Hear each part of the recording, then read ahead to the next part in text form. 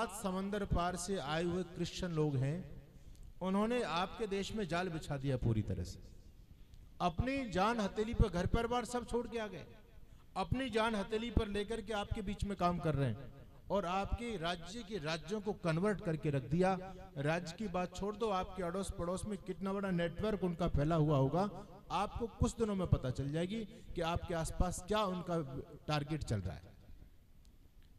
दूसरी तरफ दूसरे लोगों को देखो, वो जमात ले लेकर के बाहर जा रहे हैं, अनेक संगठन समाज में चला रहे हैं, अपनी जान हथेली पर अनेक प्रकार के जिहाद चला रहे हैं और तन मन धन से उसके लिए समर्पित हैं। हम लोग केवल उन पर आक्षेप तो कर देते हैं कि मुसलमान बढ़ गए, क्रिश्चियन बढ़ गए, लेकिन ये नहीं सोचते कि वो बढ़ क्यों रहे हैं। हम भी बढ़ सकते हैं।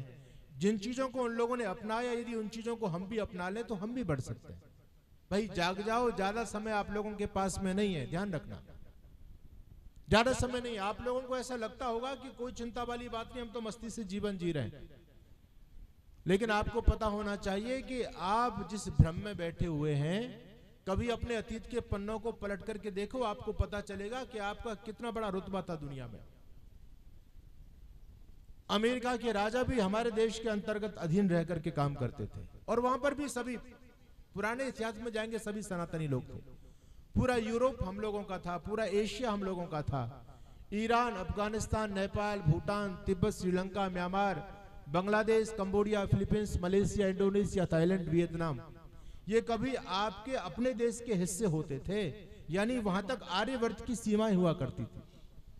लेकिन आज सब कुछ हमारे हाथ से चला गया, पूरा यूरोप हमारे हाथ से चला गया, पूरा एशिया हमारे हाथ से चला गया।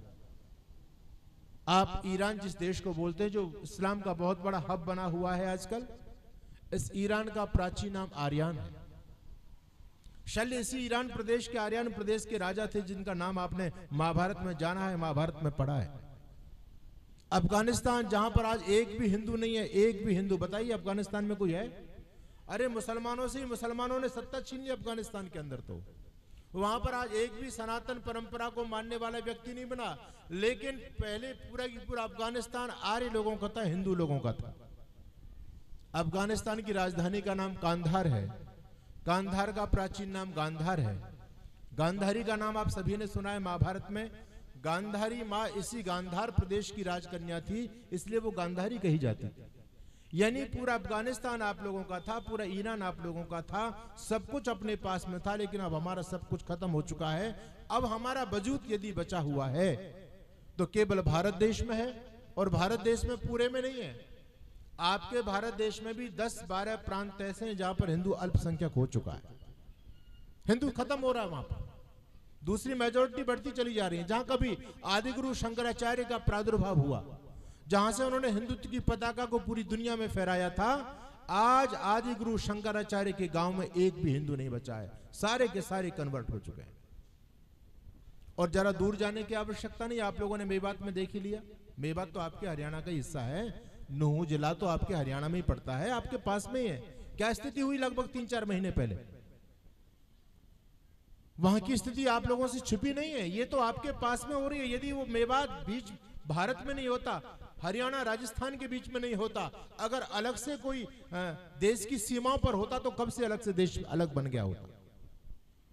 ये हालात हमारे इस देश में हो रहे हैं, लेकिन फिर भी हम आराम से सोए हुए, हमको कोई चिंता नहीं है। हम बस अपने मुंगेरी लाल के हसीन स्वप्न देखने में बिजी हैं, अपने बच्चों के लिए कोठी बंगले खूब खड़े कर रहे हैं, प्रॉपर्टी खूब अर्जित कर रहे हैं। लेकिन मानभाव जरा ये भी सोच लेना, क्या ये प्रॉपर्टी आने वाले समय में आपके बच्चों तक रह पाएगी? ये कटु सत्य मैं आपके बीच में बोल रहा हूं। हो सकता है आज आप लोगों को मेरी बात ऐसी लगेगी कि पता नहीं महाराज जी ने क्या चर्चा हमारे बीच में छेड़ दी, हम तो अध्यात्म को सुनने के लिए आए थे। लेकिन याद रखना, यदि राष्ट्र नहीं बचा तो सब कुछ भी बचने वाला नहीं है। राष्ट्र धर्म सर्वोपरि होता है। देश बचा हुआ है, राष्ट्र बचा तो आपका धर्म, आपके मंदिर, आपके पूजा पाठ, आपकी पद्धतियां बचेंगी। और यदि इस जमीन पर ही आपका अधिकार नहीं रहा, ये मकान ही आपसे कोठी छीन ली जाएंगी। ये ज्यादा समय नहीं है, शुरुआत हो चुकी है। लोगों का पूरा होमवर्क हो चुका है कि आने वाले समय में सेठ जी की कोठी पर, इनके प्लॉट पर, इनकी जमीन पर हमारा कब्जा होने वाला है। और यहां तक भी उन भेड़ियों की गिद्ध दृष्टि हमारी बहन बेटियों तक पर भी पड़ी हुई है। आप लोगों ने देखा कश्मीर के अंदर क्या हुआ? आप लोगों ने केरला स्टोरी देखी है? किस किस ने देखी केरला स्टोरी? है जी, देखिए, देख लेना। हो सकता है केरला स्टोरी देखने के बाद कुछ आंखें हमारी खुल जाए।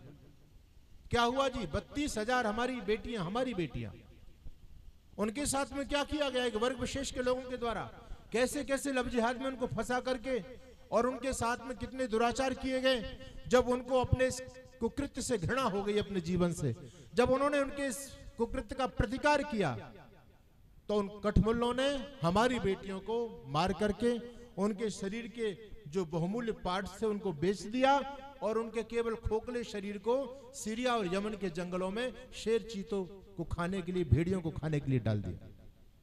ये सब कुछ हमारे साथ में हो रहा है, फिर भी हमारी आंखें नहीं खुल पा रही। आश्चर्य की बात है। ध्यान रखना, यार समाज आपको जगाने के लिए काम कर रहा है।